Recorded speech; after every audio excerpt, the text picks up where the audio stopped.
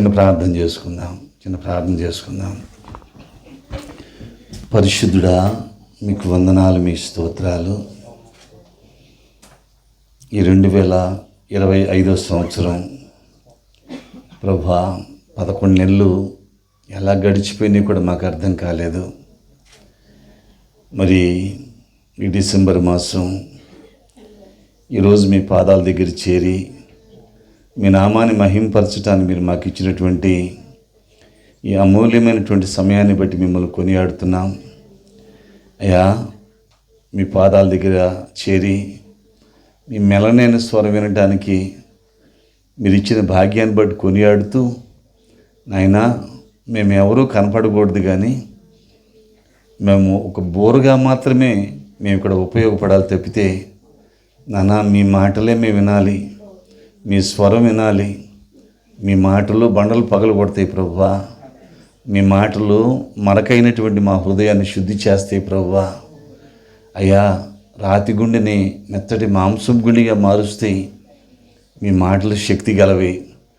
నాన్న మీరే మాట్లాడమని, నన్ను మరుగుపరచమని, మీ నామానికి సమస్త ఘనత మహిమను తెచ్చుకోమని యేసునామములో అడిగి ప్రార్థిస్తున్నాం తండ్రి.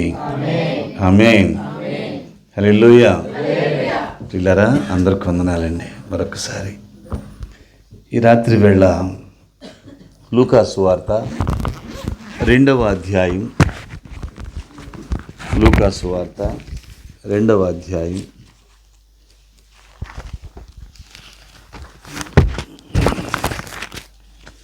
25, 26 వచనాలు చదువుకుందాం.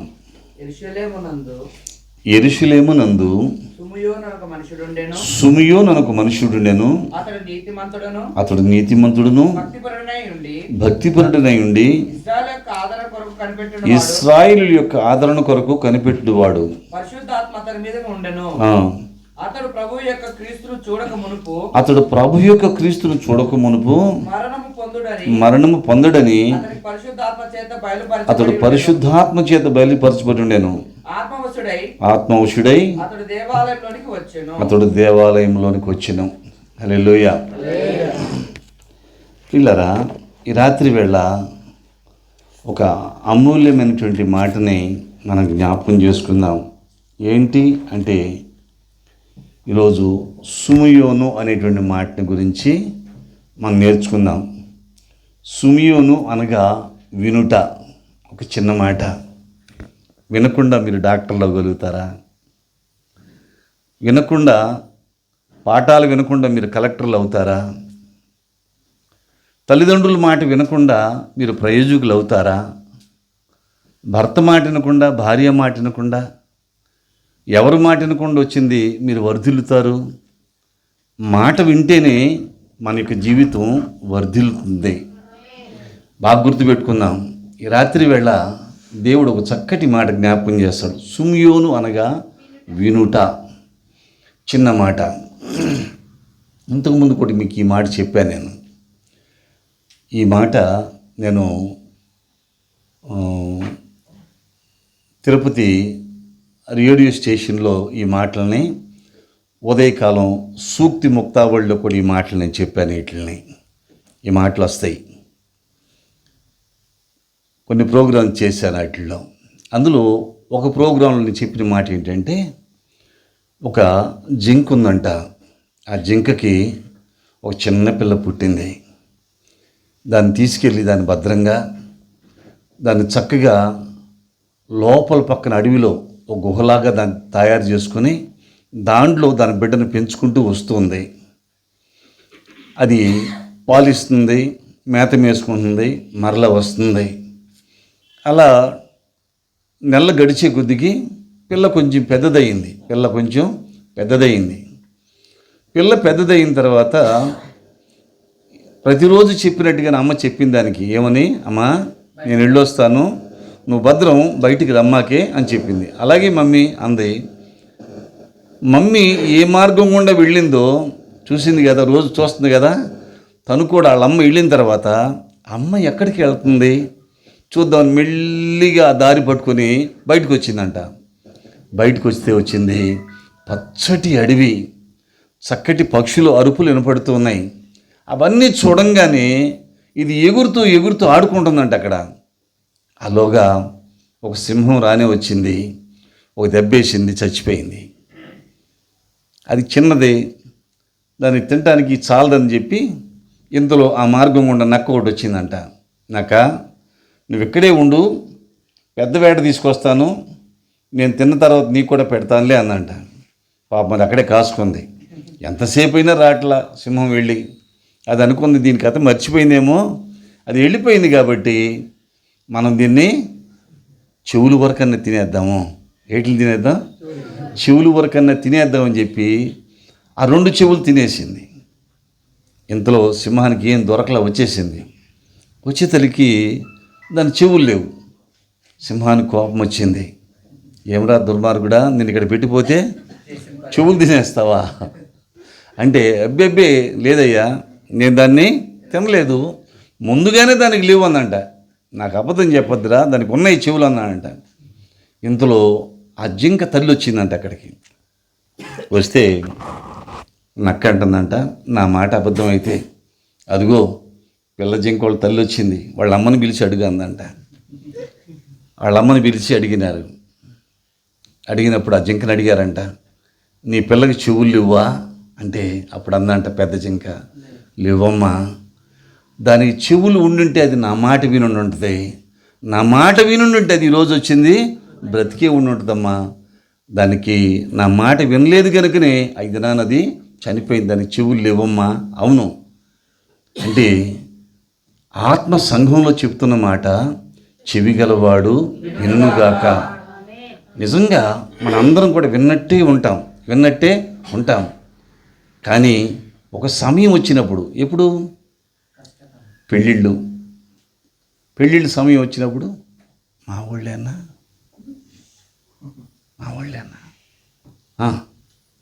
అలాగే చనిపోయినప్పుడు మా వాళ్ళు ఒప్పుకోవట్లే బెదరా. ఎవరా? మా వాళ్ళు ఒప్పుకోవట్లే బెదరా. దుఃఖకరం ఇది. లూకా భక్తుడు రాస్తాడు ఒక అమూల్యమైనటువంటి మాట. 10వ అధ్యాయం 16 వచనం అనుకుంటా, చూడండి. లూకా రాస్తాడు, నీ మాట వినేవాడు నా మాట వినును, మిమ్మును నిరాకరించిన వాడు నన్ను నిరాకరించును, నన్ను నిరాకరించిన వాడు నన్ను పంపిన వాడిని నిరాకరించును. బాగా విన్నా ఈ మాట. సేవకుని యొక్క మాటను వింటే ఎవరు మాట విన్నట్టంట? విన్నామా? ఒక తల్లి అంటుందంట, నీకు బలి తెలుసు, ఆ సేవకుడు కూడా బలి తెలుసు, పదయ్యా ఎట్టా పా.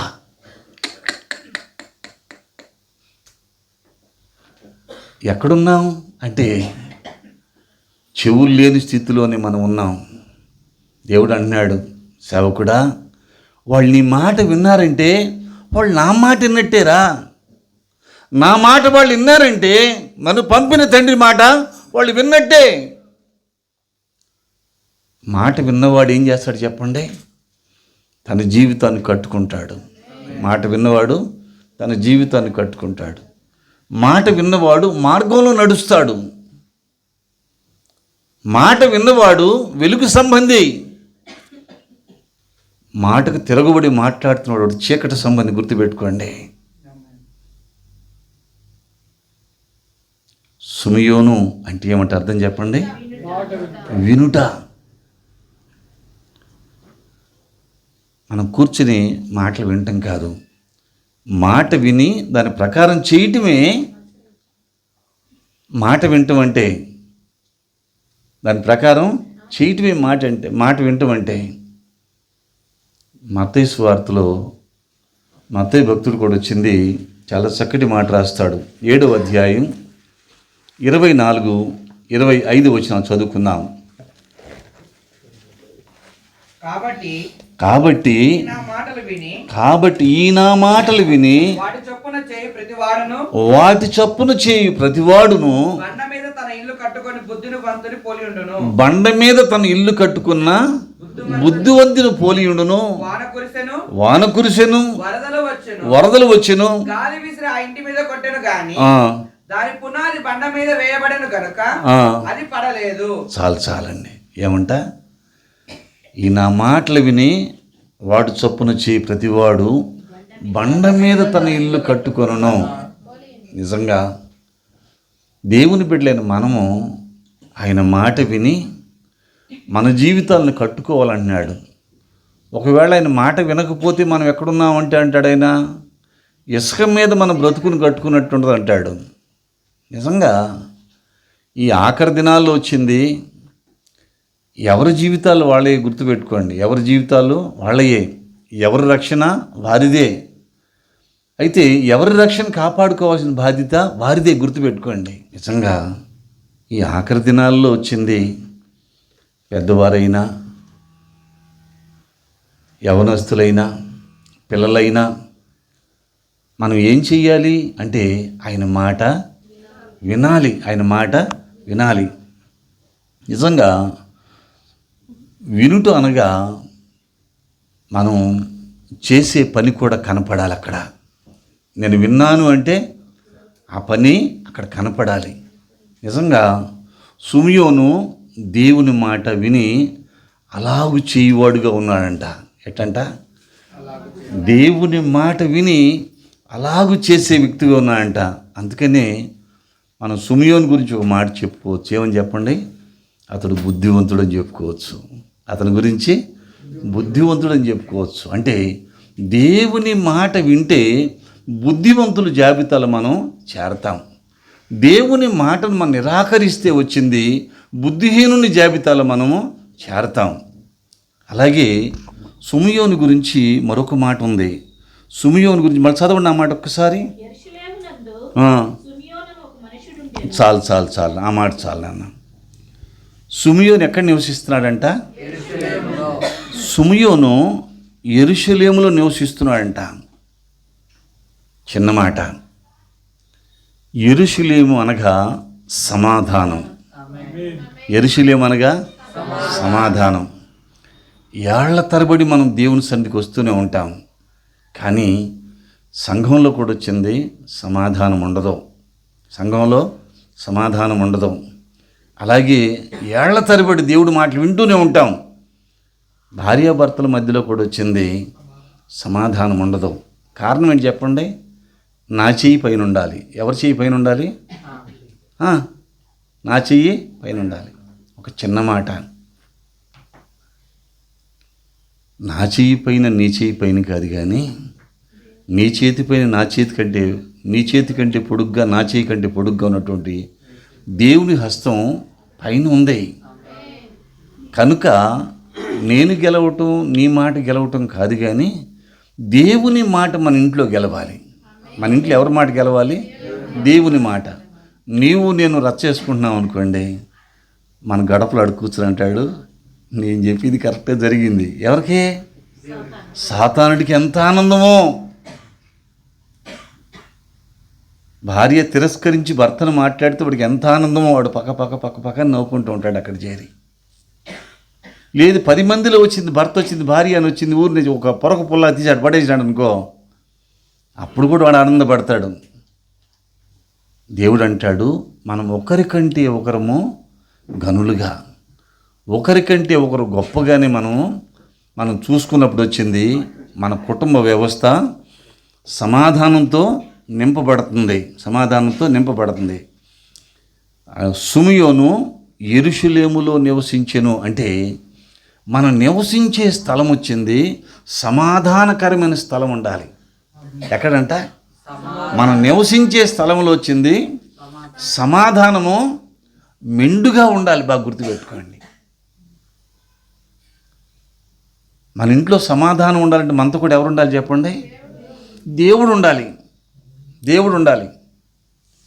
ఎప్పుడు మన ఇద్దరి మధ్యలో దేవుడు ఉంటాడో, ఎప్పుడు విశ్వాసుల మధ్యలో, సేవకుడి మధ్యలో దేవుడు ఉంటాడో, అక్కడ సమాధానం వచ్చింది సమృద్ధి అయినటువంటి స్థితిలో ఉంటుంది.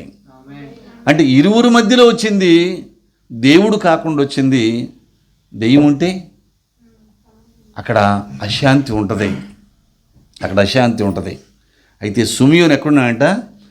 ఆయన యెరూషలేములో నివసించాను. హల్లెలూయా చెప్దాం ఒకసారి. హల్లెలూయా. అవును, సమాధానం ఎవరిస్తారు మనకి? ఎవరిస్తారు?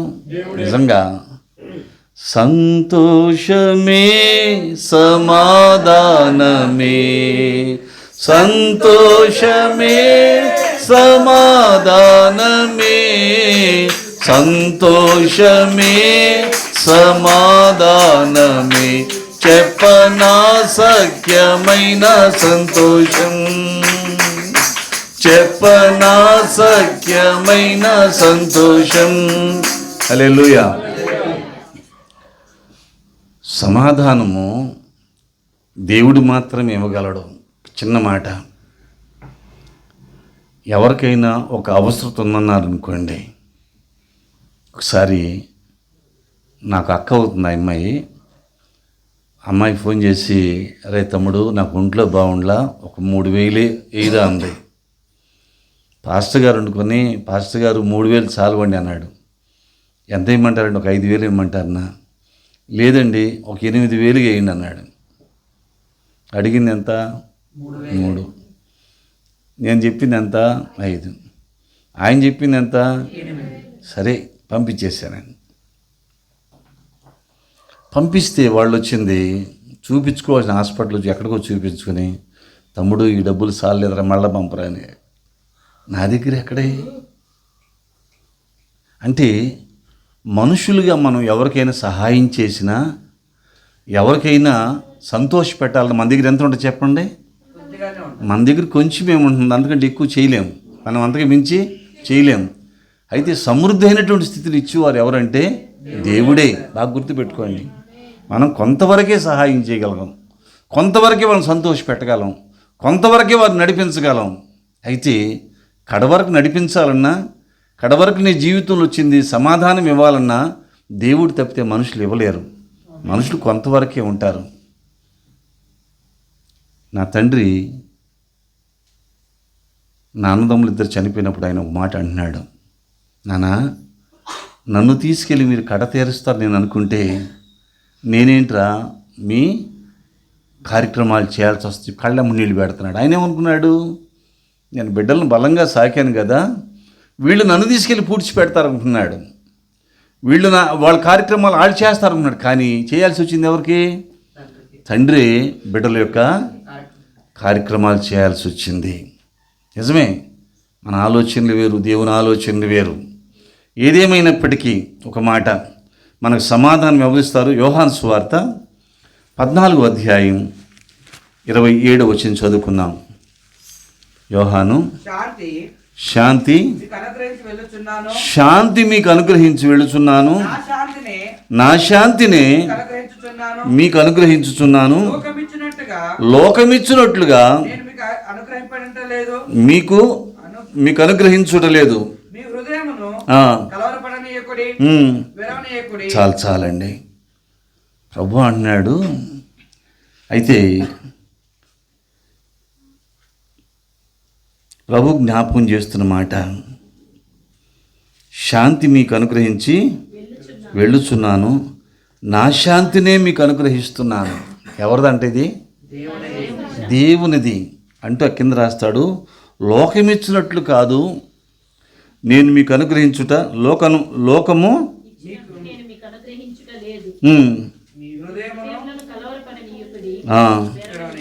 అవును.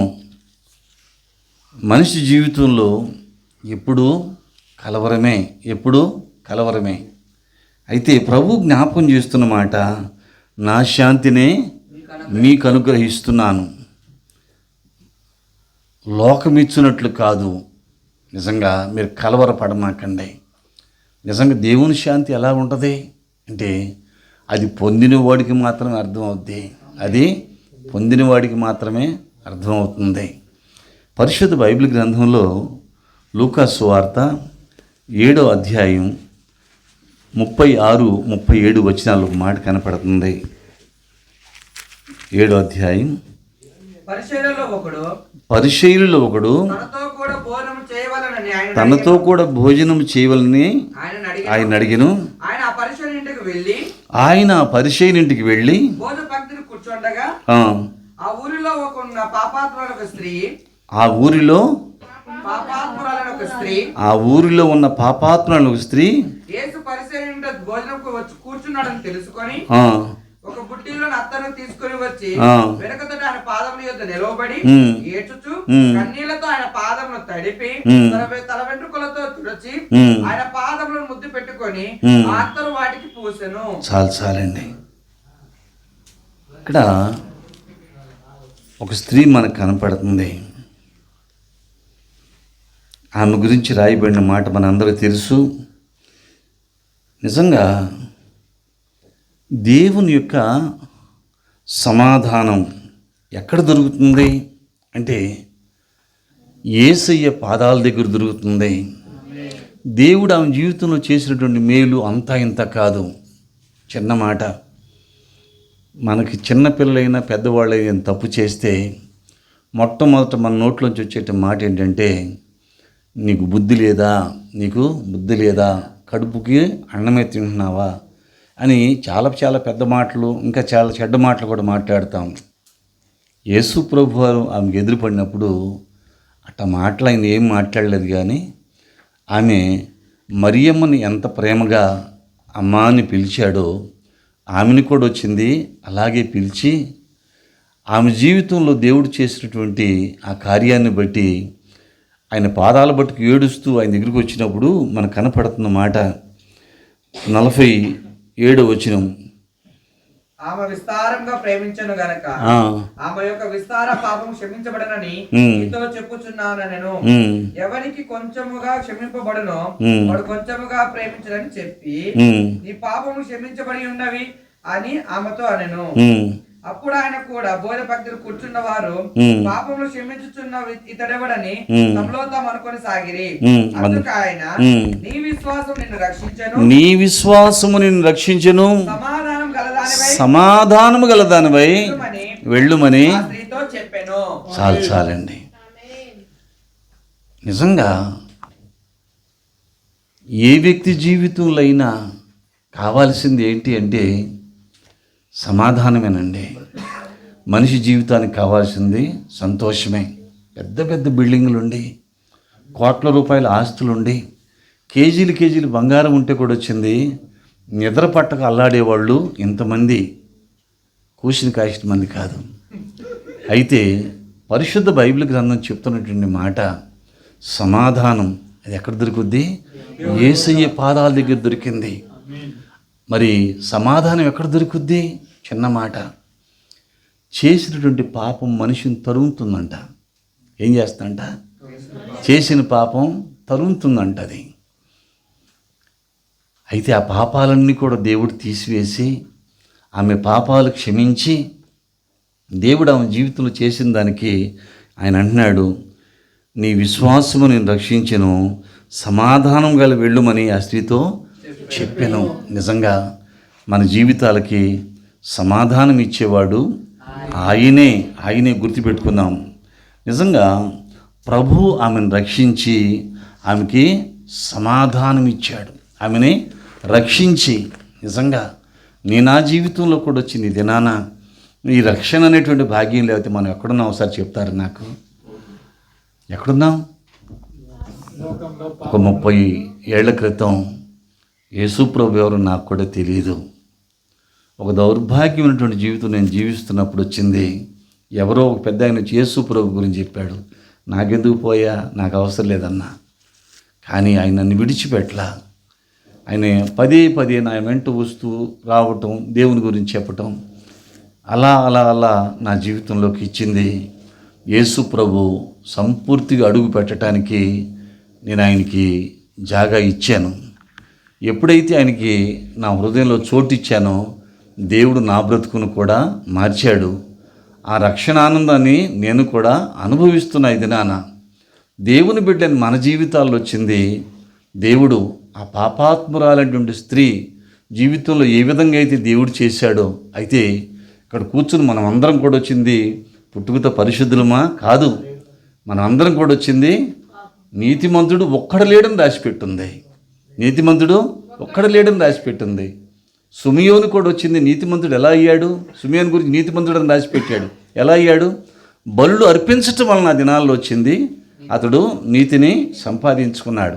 ఈ దినాన నీవు నేను కూడా నీతిమంతులుగా తీర్చబడ్డాం. ఎలా తీర్చబడ్డాం అంటే ప్రభు అయిన క్రీస్తు నీకోసం నా కోసము కల్వరిలో ఆయన అర్పించినటువంటి బలియాగమే. ఈ దినాన నీవు నేను కూడా ఆయన ఆరాధించటానికి, ఈ దినాన సమాధానపడి ఆయన పాదాల దగ్గర కూర్చోవటానికి దేవుడు మనకు చేసినటువంటి భాగ్యమే ఈ భాగ్యం. నిజంగా ఎంతైనా మనము ధనిలం. నిజంగా ఎఫెసీలు రాసిన పత్రికలో ఆ మాటే కనపడుతుంది. అలాగే రోమీలు రాసిన పత్రిక 5:1-2 ఒక మాట చూడండి.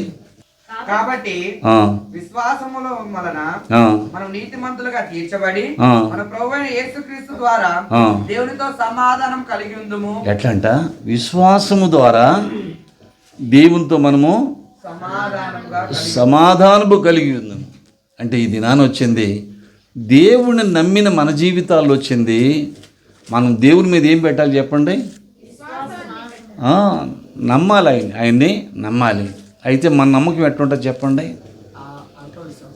ఏదైనా ఒక ఇబ్బంది వచ్చింది, ఏదైనా ఒక జ్వరం వచ్చింది, అది బాగా బలమైంది, అది తగ్గకపోతే ప్రార్థన చేస్తారు, ఇంకా ప్రార్థన చేశారు, పక్కింటోళ్ళు వచ్చి ఒక మాట చెప్తారు. ఏమని? ఏమ్మా ఒక తాయి తీసుకుంటే తగ్గిపోతుంది. చంద్రన్ అని చెప్పి మన చర్చికి వస్తాడు. ఇక్కడ ఆయన భార్య వచ్చేది ఒకరోజు ఆయన ఒక మాట చెప్పింది, ఛాలెంజ్ చేసింది. ఏమని?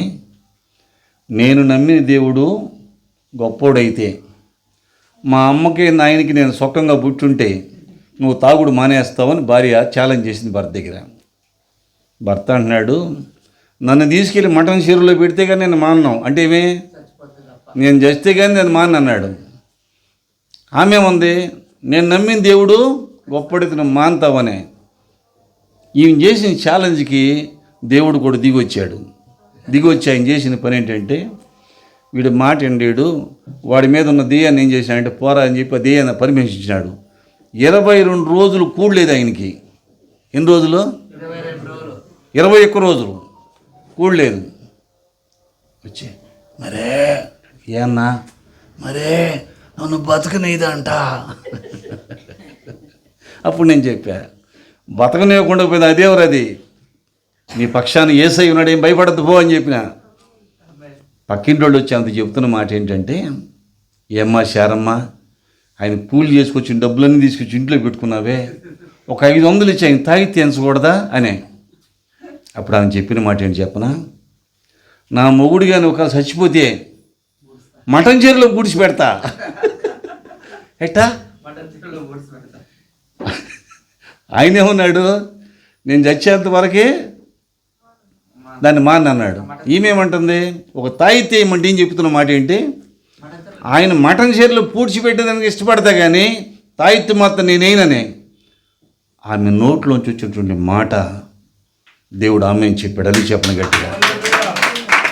ఏం చేశాడు దేవుడు చెప్పండి? రాత్రి దేవుడు అతను స్వస్థపరిచాడు, అతని మీద ఉన్నటువంటి చీకటి శక్తిని దూరపరిచాడు.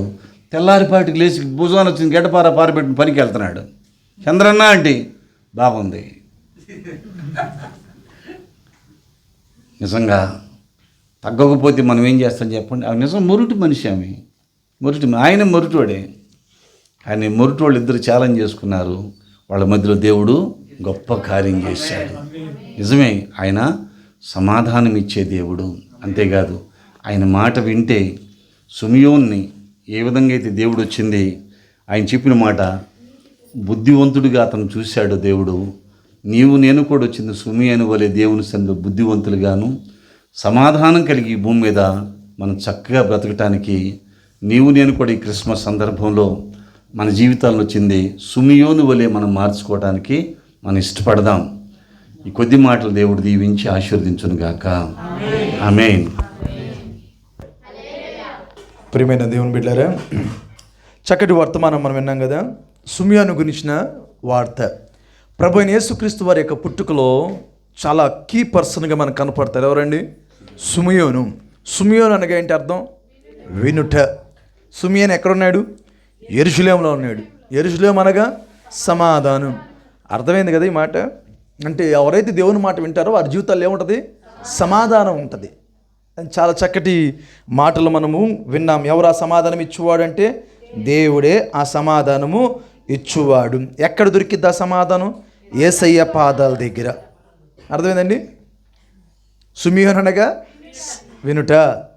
సుమియోను ఎక్కడున్నాడు? యెరూషలేములో. యెరూషలేము అనగా సమాధానం. సమాధానం ఎవరిస్తారు? యేసయ్య ఇస్తాడు. సమాధానం ఎక్కడ దొరికిద్ది? ఆయన పాదాల దగ్గర. దేవుడికి మహిమ కలుగును గాక. చక్కటి మాటలు ఈ రాత్రి కాల్సి విన్నాం.